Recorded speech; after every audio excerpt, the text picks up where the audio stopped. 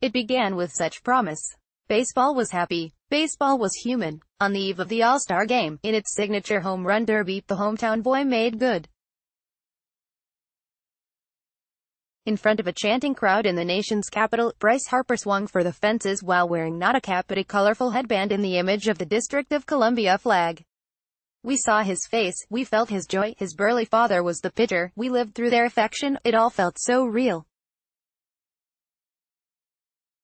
Advertisement. When the competition was complete, Harper gloriously flipped his bat forward with two hands, the fans roared, and in that moment our ancient pastime felt fresh, engaged, connected. But over the course of the next 72 hours, baseball again lost touch. The All-Star Game mirrored the season, home runs and strikeouts and few opportunities for the stars to display the athleticism that can make this game so breathtaking. And no bat flips. A record 10 home runs and not one exuberant bat flip. After the game, the sport that has yet to figure out social media suffered a Twitter meltdown when news surfaced of old tweets from All-Star pitcher Josh Hader containing racist, homophobic and misogynistic slurs. Baseball powers reacted not with fines or suspension, but sensitivity training. A day later, the great Manny Machado was traded to the powerful Dodgers, and it should have been the national headline, but on many sports shows, it wasn't even the lead story.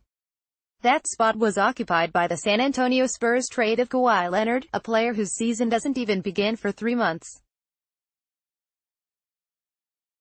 In the middle of all this, Baseball Commissioner Rob Manfred was asked about the sports marketing issues and took a shot at the understated personality of the Angels' best player. So the Angels organization admirably fired back with a stunning rebuke and a press release defending their earnest and accommodating star.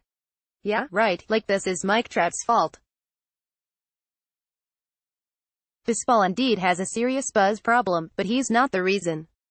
Baseball's problem is baseball. Its culture doesn't encourage players to individually shine. Its union doesn't push players to publicly engage.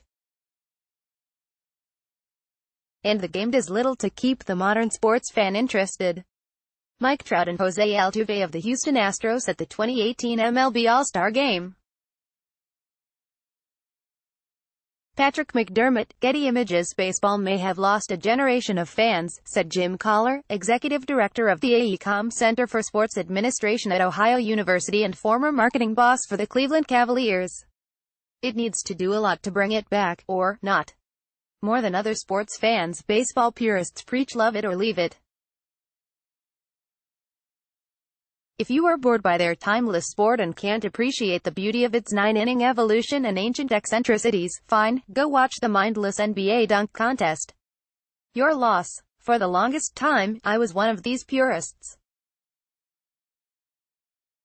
I covered the game as a beat reporter for 10 years, and have followed it closely as a columnist and feature writer for more than 30 years, and I never cared if the sport was increasingly losing its connection with fans.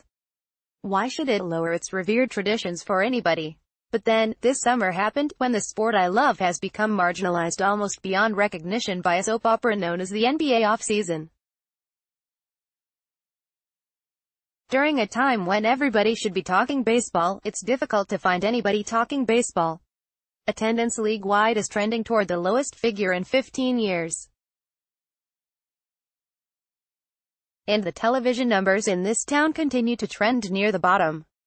How dare Manfred criticize Trout for not promoting the game when the commissioner himself won't intercede in the Dodgers' battle with DirecTV? And don't kid yourself, this blackout had on-field implications this month when newcomer Max Muncy was not voted into the All-Star Game. Who is going to vote for somebody they have never seen? Advertisement. The Dodgers blackout is another example of baseball not understanding the importance of maintaining a brand, one being overshadowed here so that it feels as if the Lakers are playing games and the Dodgers are still in spring training. With one tweet from his agent, LeBron James seemingly wiped out the buzz of 5 consecutive Dodgers division championships and a World Series appearance. The Lakers haven't been in the playoff in each of those last 5 seasons, yet they own this town again. How does that happen? It all boils down to the NBA players got the playbook that says their personal brand is worth something, and they work at it, Collar said.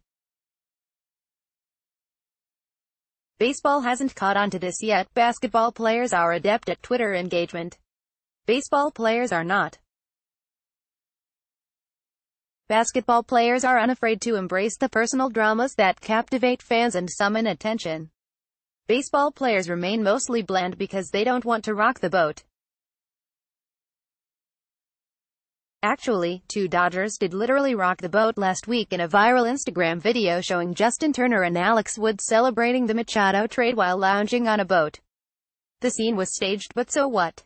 Young Lakers who have accomplished far less than Turner or Wood have become popular by doing this sort of stuff. The issue is that baseball lends itself to thinking more about the team than the individual, said Orel Hershiser, who has seen the sport from both sides as a player and a current TV analyst. An individual like LeBron can carry a team. In baseball, that's almost impossible. Everyone in that baseball locker room knows they need each other, so nobody wants to stand out. Manfred was wrong in questioning Trout because baseball's greatest player is one of its greatest ambassadors in his unassuming way.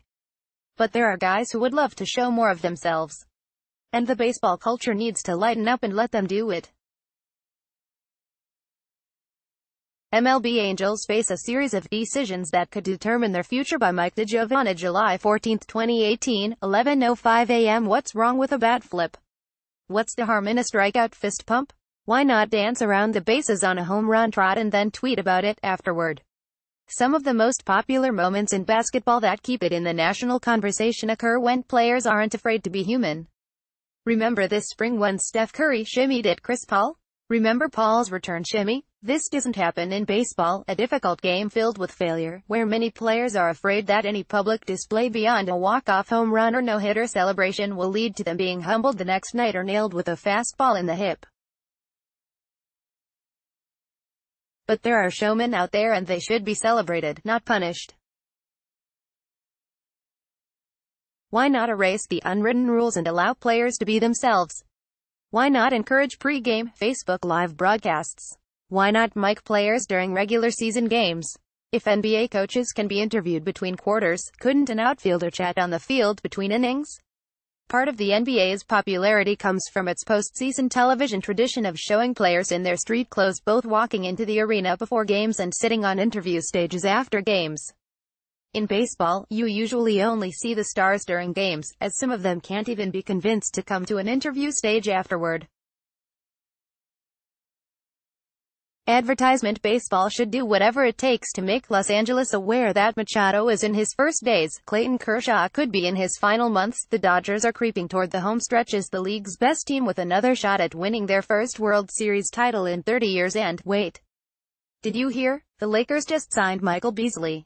Sigh.